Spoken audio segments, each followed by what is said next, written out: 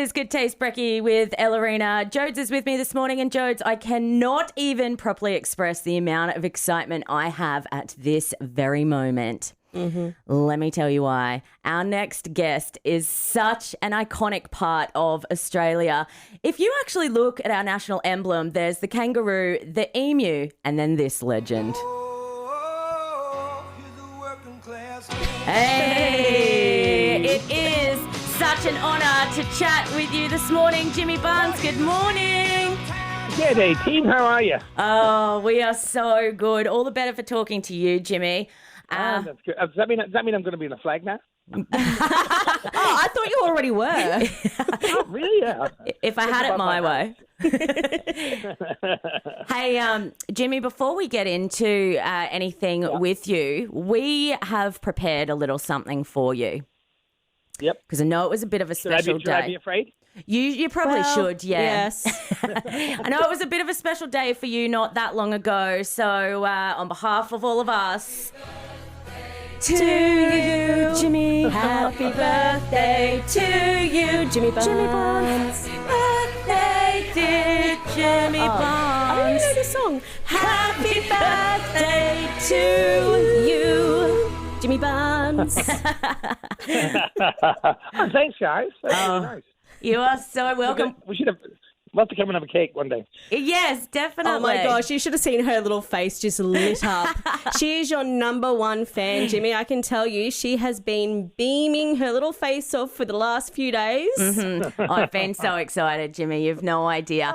But I'm happy to talk to you guys too. how did you celebrate your birthday? Because I believe you were just in Bribey, weren't you? Yeah, I was. Well, my birthday was actually the night of the Australian Performing Rights Association Awards. It's at APRA Awards. Yeah. And we had a tribute on the awards to my dear friend Michael Gudinski. Oh. So I went and sang a song for Michael's for an industry function basically. But I went and sang a song from one of the albums, the early Mushroom albums that Michael put out, a band called Chain. And I did a song called I Remember When I Was Young, which was a lot of fun, but it was a bit teary as well, you know.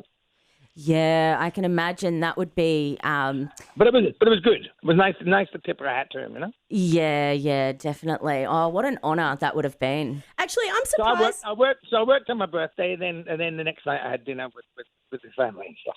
Oh, well, Lovely. talking about your family, Jimmy, quite a musical family, you guys, especially with your brand new track that you've got coming out, because you've got your son, Jackie, he's playing drums, your daughters and your granddaughters are on vocals, your son-in-law, Ben, I mean, he's engineered the album.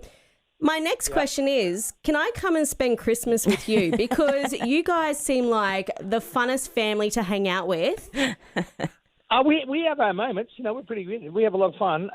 You can come. What are you going to do? You're going to be the backing singer? Are you the backing singer or the guitar player? What do you think? I can't sing, but I play a mean triangle, I tell ya. Well, you're in. You're in. I ding like nothing else. Ding. Well, you've got it. We haven't got a triangle player as it happens. So that's it. Oh, perfect. There's You an can jump in. opening. I'll come out and bust out the kazoo as well. All right, good. No problem. That'd be perfect. Hey, Jimmy, you do have your Flesh and Blood tour, which is coming to the Gold Coast.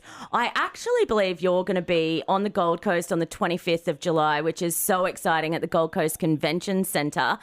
You've obviously started touring again and everything. So how has it been for you, like after lockdown and just getting back out there and doing your thing? Well, you know, I mean, lockdown was one thing that was, believe it or not, we did, because Jane and I did a lot of songs just acoustic, and we had a lot of fun doing it, and we reached a lot of people, and it was really heartwarming and stuff like that. But stepping out on a stage in front of an audience is a different type of performing, and it was just really great, and just really great to see the joy on people's face. People were really happy to get back. It's sort of like it's some sort of, people get in a group and they get with their friends and they want to relax, and I could just see people having a good time. It was great. I love it. People did have a great time, because I actually had a few friends that came and saw you perform at Bribey Island, and they showed me some videos because I was devastated that I couldn't be there. And you went off and the crowd was insane. I was like, oh, my heart, this is so great to see you performing again. Oh, yeah, it was terrific. And we love playing at Bribey. It's, such a good venue, good spot to play. We had a great bill. You know, we had like really great, all our friends playing with us. You know, Diesel, Vicky and Linda, Chris Cheney, John Stevens, Hoodoo Gurus. You know, Amazing. Every band came out and delivered. So the audience had a ball, you know? Yeah, for sure.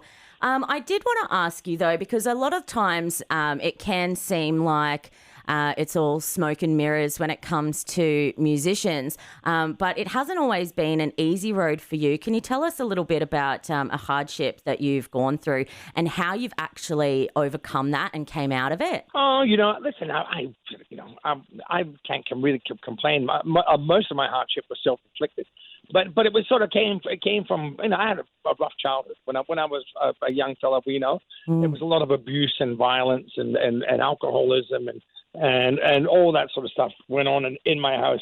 And so, really, as bad as it was, it sort of turned me into this person who just likes to, you know, who likes to be accepted, who likes to be liked. So it was a sort of perfect, you know, training ground to become a rock and roll singer. I ran away from home when I was, 15, and at 16 I joined Cold Chisel, and I've been on the road ever since. You know, so I've been on the road since 1973. Yes. And basically of those 50 years or whatever it is, it took me about 45 of them to sort of learn how to cope with that childhood. And I quite obviously did it in public. I was extremely wild. I was very self-destructive, which apparently was pretty entertaining at the time for a lot of people. When I wrote my first book, Working Class Boy, I addressed a bunch of these issues, and there was a whole pile of stuff that even I'd forgotten that my mind had sort of blocked because it was too painful. Right. And as I was writing the book, things came out and things revealed themselves to me, and that actually made a big difference. And from that point on, with a bit of help, I'm a lot happier person. And since then, I've been really busy. I've written 3 books. This year in lockdown, I've made 2 albums.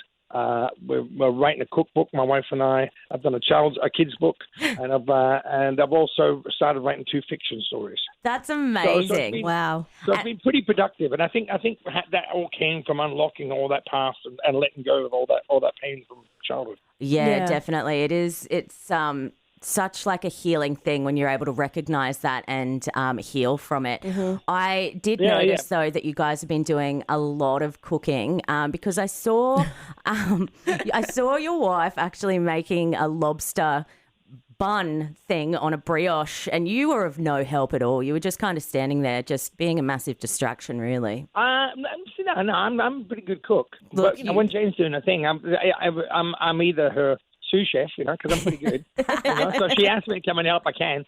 Otherwise, she's really, really good. She's a fantastic cook. So, but if Jane wants a night off, I cook quite often. I'm pretty handy around the kitchen, guys. Oh, okay, great. I'm a handy chap to have around. So Christmas time will be even more better then for us. Exactly. Music and food. Yeah, exactly. You bring the triangle, I'll cook the dinner. Okay? Well, Jimmy, you're such an amazing person. You're such an amazing artist. And when you know that you've made it in the world? When you have your own shortbread and there's a picture of you wearing a kilt on the lid. So I'm a proud Scotsman. What can I say? And that recipe is actually, because I'm the Scotsman of the family, but Jane's family, Jane's father's family are all Irish.